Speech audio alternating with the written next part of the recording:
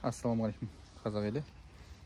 Тағы да объектімізге келдік. Бұл объект біз жасаған жоқпыз, бірақ менің айтқаныммен жасалынған дүние. Өз танысым осы консольный навес жасаған. Жаңағы балаларды нанимать етіп, бірақ мен айтқаным бойынша әдемі шыққан, қараңыздар.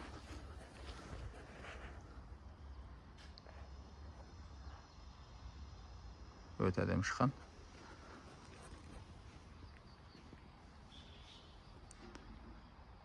Консольный навес 120-да 120, стойкалар үстінде 80-де 40 профильный труба, жаңағы прокатка жасалынды. 20-да 40 обрешеткалары и поликарбонат 10 мм новатора деген татарстандық. Өте әдемі шықты. Бұл өте қолайлы, машинадан келеді, астына кіріп кетеді.